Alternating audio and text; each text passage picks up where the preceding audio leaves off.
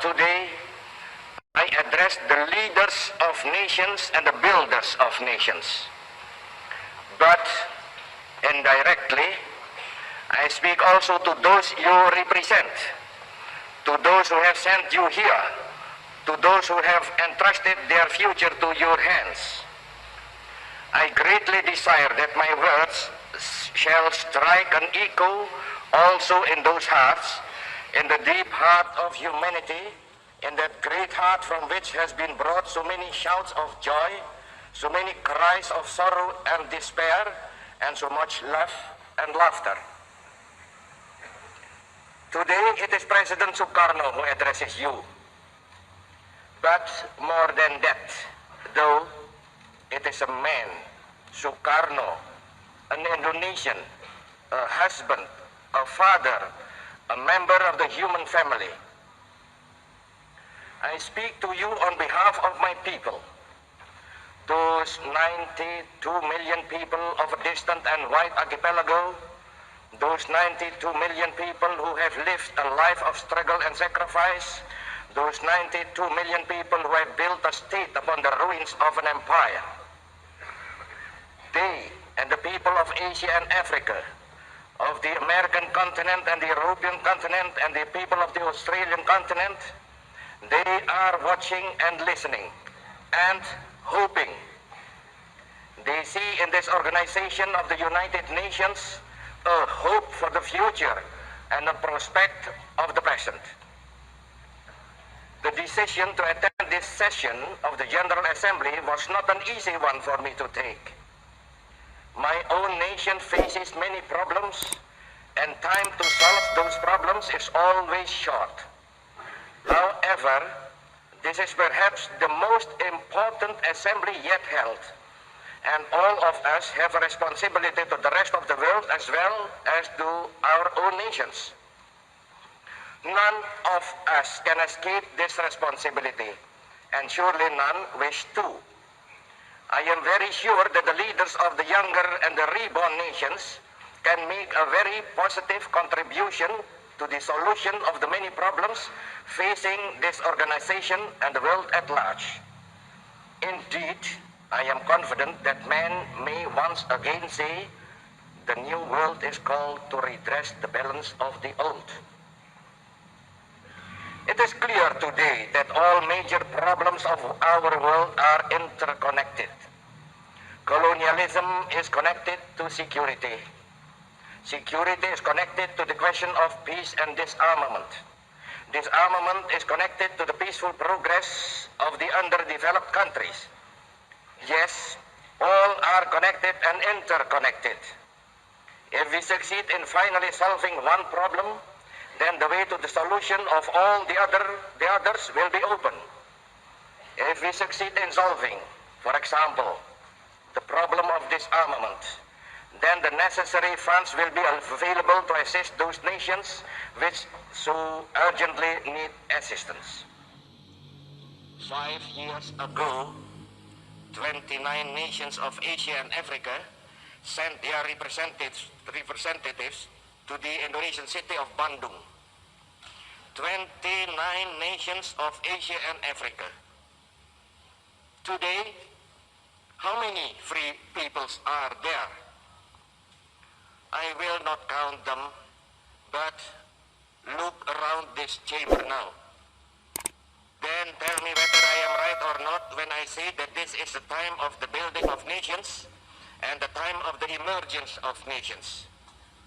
Yesterday, Asia, and that is a process not yet completed.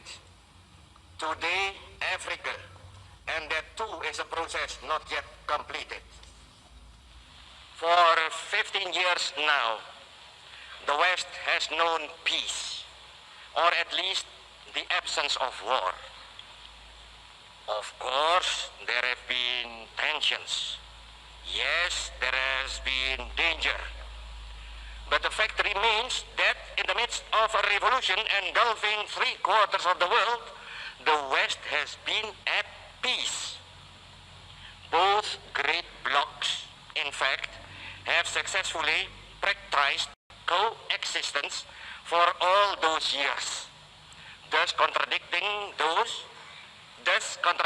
those who deny the possibility of coexistence.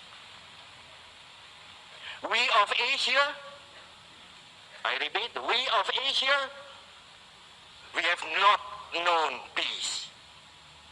After peace came to Europe, we endured atomic bombs. We endured our own national revolution in Indonesia. We endured the torment of Vietnam. We suffered the torture of Korea. We still suffer the agony of Algeria. Is it now to be the turn of our African brothers? Are they to be tortured while our wounds are still unhealed? And yet, the West is still at peace. Do you wonder that we now demand, yes, demand respite from our torment? Do you wonder that now my voice is raised in protest? We, who were once voiceless, have demands and requirements. We have the right to be heard. We are not subject of barter, but living and virile nations with a role to play in this world and a contribution to make. Imperialism is not yet dead. People sometimes say imperialism and colonialism is dead. No, imperialism is not yet dead. It is dying. Yes, the tide of history is washing over its battlements and undermining its foundations. Yes, the victory of independence and nationalism is certain. Still, and mark my words well, the dying imperialism is dangerous as the wounded tiger in a tropical jungle.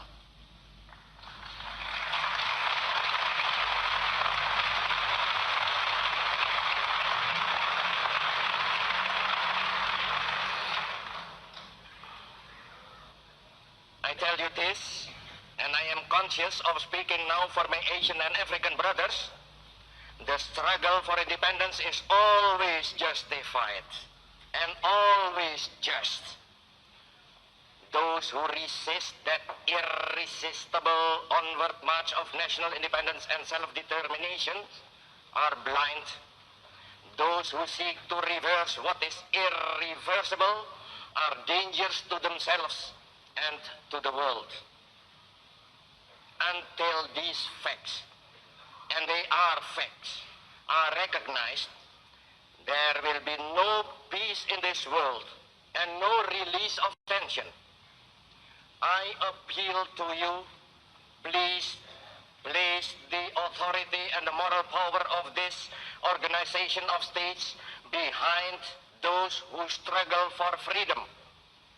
Do that clearly, do that decisively, do that now, do that, and you will gain the full and wholehearted support of all men of goodwill. Do that now, and future generations will applaud you. I appeal to you, to all members of the United Nations, move with the tide of history. Do not try to stem that tide. Then it is the testing of those weapons. I know that there is scientific disagreement about the genetical effect of those tests. That disagreement, however, is in terms of the numbers affected. It is agreed that there are evil genetical effects. Have those who authorize the test ever seen the results of what they do? Have they looked at their own children and thought about those results? At the present time, the testing of nuclear weapons is suspended.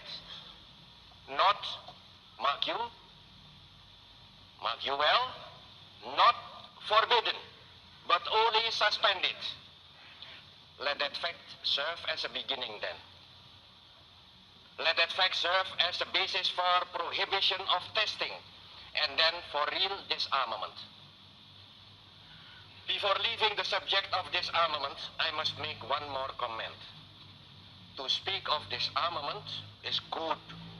Seriously, to attempt the making of a disarmament agreement would be better. Best of all would be the implementation of an agreement on disarmament. However, let us be realistic. Even the implementation of a disarmament agreement would not guarantee peace to this sore and troubled world. Peace will come only when the causes of tension and conflict are removed. If there is a cause for conflict, then men will fight with pointed sticks if they have no other weapon. I know because my own nation did that very thing during our struggle for independence. We fought then with knives and pointed sticks. In order to make peace, we must remove the causes of tension and of conflict. That is why I spoke deep from my heart about the necessity of cooperation to bring about the final inglorious end of imperialism. Where there is imperialism and where there are simultaneously armed forces, then the position is a dangerous one indeed. Again, I speak from experience. That is the situation in West Irian. That is the situation in the 1/5 of our national territory which still labors under imperialism. There in West Irian, we have imperialism and the armed forces of imperialism. Bordering that territory, our own troops stand guard by land and sea. Those two bodies of troops face each other. And I tell you, that is an explosive situation.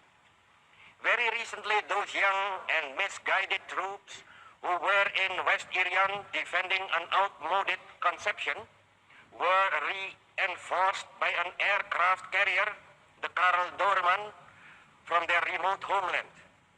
I tell you that then the situation became positively dangerous.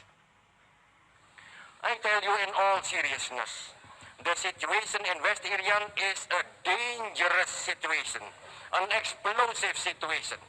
It is a cause of tension and it is a threat to peace. General Nasution is not responsible for that. Our soldiers are not responsible for that. Sukarno is not responsible for that. Indonesia is not responsible for that. No, the threat to peace springs directly from the very existence of colonialism and imperialism. Remove those checks to freedom and emancipation, and the threat to peace disappears. Eradicate imperialism, and the world becomes immediately and automatically a cleaner place, a better place, a more secure place. Build the world fit for the dreams and the ideals of humanity. Break now with the past, for the day is at its dawning. Break now with the past, so that we can justify ourselves with the future. I pray God Almighty will bless and guide the deliberations of this assembly. I thank you all.